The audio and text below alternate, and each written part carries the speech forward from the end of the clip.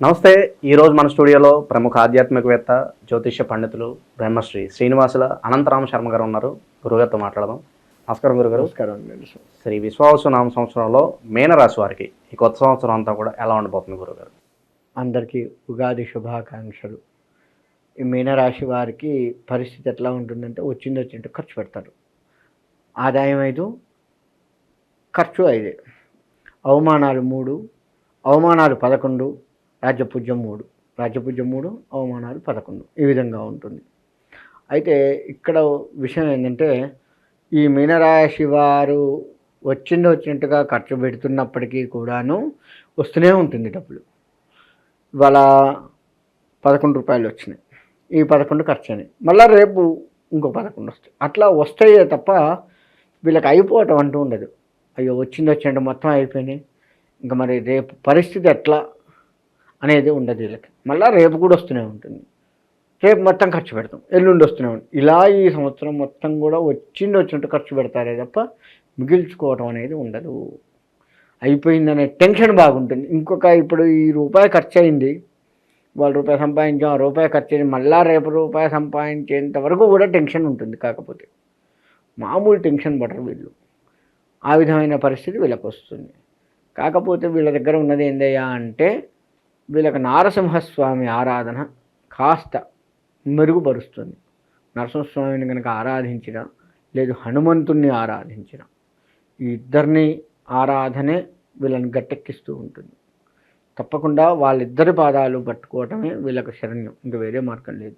హనుమంతుడు, నారసింహుడు ఇద్దరిని ఇలా కనుక ఈ ఇద్దరి ఆరాధన చేస్తే ఆ టెన్షన్ని తగ్గిస్తారు, ప్లస్ అవమానాలని తగ్గిస్తారు భగవంతుడు.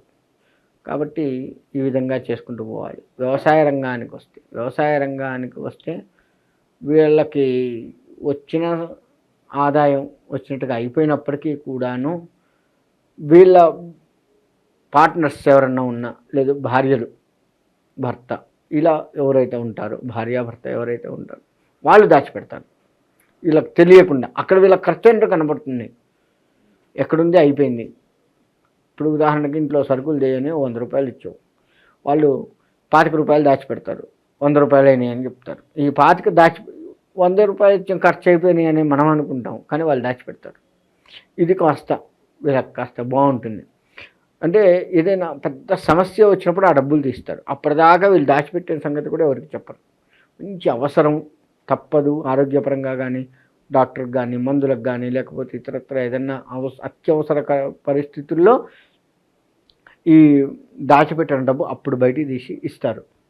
ఎక్కడంటే ఎక్కడనో తెచ్చేయాలి, వాళ్ళని అడిగా వీళ్ళని అడిగా అని చెప్తాను, దాచిపెట్టామని చెప్పరు. మళ్ళీ అది కూడా ఉంది. ఎందుకంటే దాచిపెట్టామంటే ఇంకోసారి ఇయ్యరు. నేను దాచిపెట్టలేకనా, నువ్వు దాచిపెట్టి నువ్వు పెద్ద ఇదే, ఈ మాట ధోరణి వస్తుంది ఇది. అందుకని అలా కూడా చెప్పకుండా వీళ్ళు దాచిపెట్టింది ఇస్తారు. ఇది ఓవరాల్గా ఈ సంవత్సరం వీళ్ళ పరిస్థితి ఒక రకంగా చెప్పాలి. ఇక విద్యార్థులు, వ్యాపారస్తులు, నిరుద్యోగులు వీళ్ళ పరిస్థితి ఎలా ఉండబోతుంది గురుగారు? విద్యార్థులు వస్తే అధిక శ్రమ పడవలసి ఉంటుంది. మామూలు కాదు, ఎక్కువగా కష్టపడాలి.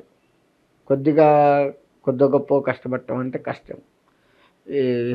అంటే వీళ్ళు పుస్తక పురుగు అంటాం, ఆ విధంగా ఉంటే తప్ప వీళ్ళు గట్టెక్కరు. విద్యార్థులు లెక్క వేసుకుంటే ఇంకా వేరే మార్గమే లేదు వీళ్ళకి.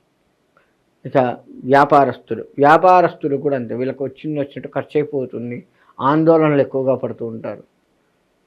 మళ్ళీ పెట్టుబడి ఎట్లనో ఏంటో, పెట్టుబడి వెళ్తుందో లేదో, అయ్యో ఇప్పుడు ఖర్చు అయిపోయింది, అనుకోని ఖర్చులు వచ్చినాయి, ఇలా వ్యాపారస్తులు బాగా ఆందోళన పడుతూ ఉంటారు. ఉద్యోగస్తుల విషయానికి వస్తే ఉద్యోగంలో కూడా బదిలీలు అవుతూ ఉంటాయి, అవమానాలు ఎక్కువగా ఉంటుంటాయి. ప్రమోషన్లు అనేది తక్కువ, బదిలీ చేస్తారే తప్ప ప్రమోషన్తో కూడుకున్నటువంటి బదిలీలు వీళ్ళకు తక్కువ శాతం కనపడుతూ ఉన్నాయి. రిటైర్డ్ అయ్యే వాళ్ళు ఎక్కువగా ఉంటారు. ఈ రాశిలో వాళ్ళకి రిటైర్డ్ అయ్యే శాతం ఎక్కువగా కనపడుతూ ఉంటుంది. పెద్దవాళ్ళు అంటే ఈ రాశిలో ఉద్యోగంలో జాయిన్ అయ్యే వాళ్ళకంటే రిటైర్డ్ అయ్యే వాళ్ళు ఎక్కువ కనపడతారు. ఈ విధమైన పరిస్థితి ఉద్యోగ రంగంలో ఉంటుంది. ఇక రాజకీయ పరిస్థితికి వస్తే వీళ్ళు నిజంగా మీనరాశి అని చెప్పినందుకు మీనరాశిలానే ఉంటారు. చాప కింద నీరు టైప్ ఉంటారు. నీరు ఇంత ఇదిగా చాప కింద ఉన్నది అని కూడా తెలియకుండా వెళ్ళిపోతుందో ఆ విధమైన పరిస్థితి రాజకీయ నాయకులు ఉంటుంది.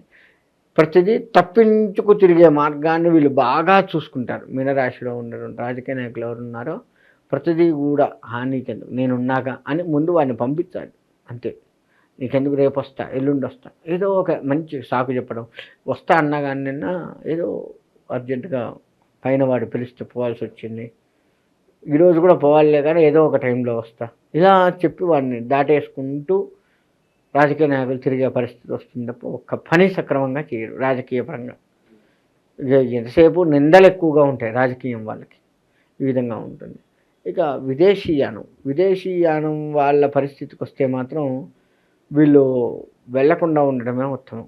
వీళ్ళు కూడా వెళ్లకుండా విదేశీయాన ప్రయత్నాలు ఈ సంవత్సరం వీళ్ళకి బాగా అవకాశాలు వస్తాయి, ఊరిస్తూ ఉంటారు, కానీ వెళ్లకుండా ఉండడమే ఉత్తమం.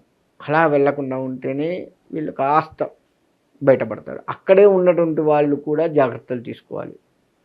వాళ్ళు అంటే మన ఇండియాకి రావాలని ప్రయత్నాలు బాగా చేస్తుంటారు. ఏదో ఒక ఫంక్షన్ ఉందనో ఇంకేదనో అత్యవసర పరిస్థితుల్లో అయితే తప్ప రావద్దు. మీనరాశి వారు ఒక్కసారి ఇక్కడికి వచ్చారా మళ్ళీ వెళ్ళడం కష్టం అవుతుంటుంది. ఇప్పుడు 4 నెలలు సెలవులని వచ్చారు, మళ్ళీ వెళ్ళాలి అంటే కాస్త కష్టపడి వెళ్ళాల్సే పరిస్థితి వస్తుంది. కాబట్టి తొందరపడి ఎంతో అత్యవసరం అయితే తప్ప రావద్దు. సరదాగా వద్దాం, సెలవులు ఉన్నాయిగా, డబ్బు బాగుంది, ఏముందో 50,000 విమానం ఖర్చు అవుతుందేమో, పోయిన 1,00,000 రూపాయలు అన్నట్లుగా వస్తే మళ్ళీ వెళ్ళడం కష్టం. ఆ విధమైన పరిస్థితి వీళ్ళకుంది. శుభకార్యాల పరిస్థితి ఏంటి గురువుగారు? శుభకార్యాల విషయానికి వస్తే శుభకార్యాల్లో పాల్గొంటారు కానీ చేయడం కష్టం. పాల్గొనటం మాత్రం విపరీతంగా. ఇప్పుడు 100 శుభకార్యాల్లో పాల్గొంటే 25 శుభకార్యాలే చేస్తారు. ఒక రకంగా 30 వంతు చేయకుండానే ఉంటారు. అంటే మనం పొయ్యి తినేదే కానీ మనం పెట్టేది తక్కువ. ఆ విధంగా ఉంటుంది. ఇక ఆరోగ్య పరిస్థితులు ఎలా ఉండబోతున్నాయి? ఆరోగ్యం విషయానికి వస్తే మాత్రం వీళ్ళకి యాక్సిడెంట్లు బాగా అవుతాయి. ప్రతి బండి మీద పోవచ్చు, కారులో పోవచ్చు, విమానాల్లో పోవచ్చు, ఎట్లయినా సరే ప్రయాణాల్లో ఎంత జాగ్రత్తగా ఉంటే అంత మంచిది. వీళ్ళు ఆరోగ్యం యాక్సిడెంట్లు బాగా అయ్యి తద్వారా ఆరోగ్యం దెబ్బతింటుంది. సంవత్సరం అంతా మంచి ఫలితాలు రావడానికి మంచి రెమెడీస్ ఏమైనా ఉంటే తెలియజేయండి మీన రాశి వారి కోసం. మీనరాశి వారికి సంవత్సరం అంతా మంచిగా ఉండాలి అంటే చేపలకు ఎక్కువగా వీళ్ళు ఏదో ఒక ఆహారం వేస్తూ ఉండాలి. మత్స్యావతారంలో విష్ణుమూర్తి ఉంటాడు కదా, అలా కొలవాలి వాళ్ళని. అలా కొలుస్తూ ఆ విష్ణుమూర్తి ఆరాధన చేస్తూ, ఇందాక మనం చెప్పుకున్నట్లుగా నారసింహస్వామి, హనుమంతుడు కోతులకి ఆహారాన్ని ఇస్తూ, చేపలకి ఆహారాన్ని ఇస్తూ ఉన్నట్లయితే తప్పకుండా వీరికి కాస్త మంచి జరిగే అవకాశం. మొత్తం జరుగుతుంది అని ఎట్టి పరిస్థితుల్లో నేను చెప్పను. ఎందుకు అంటే వీళ్ళ కర్మ ఆ విధంగా ఉంది. కర్మను ఎవరిని తప్పించలేము. కొంతవరకు భగవతారాధన చేస్తే భగవంతుడు ఏమైనా తప్పించగలడేమో, కానీ మనం తొందరపడి ఏదో చేసి ఏదో తప్పించుకోవాలి అంటే మాత్రం కాని పని. కాకపోతే వీళ్ళు కళ్యాణాల్లో ఎక్కువగా పాల్గొనాలి. ఇప్పుడు వెంకటేశ్వర స్వామి కళ్యాణం చేసిన, రేపు రాములవారి కళ్యాణం వస్తుంది, ఈ రాములవారి కళ్యాణాల్లో పాల్గొనడము, కళ్యాణాల్లో కూర్చోవడము, శివపార్వతుల కళ్యాణం ఎక్కడైనా చేస్తే కూర్చోవడం, ఇలాంటివి చేస్తూ ఉంటే వీళ్ళ ఆ కళ్యాణాలు చేయించడం వల్ల, లేదంటే ఆ కళ్యాణాల్లో కూర్చోవడం వల్ల వీళ్ళ జీవితం కాస్త కళ్యాణప్రదంగా అంటే శుభప్రదంగా మారే అవకాశం కనపడుతుంది. చాలా బాగా వివరించారు గురుగారు, ధన్యవాదాలు. మంచిదండి. నరసింహ.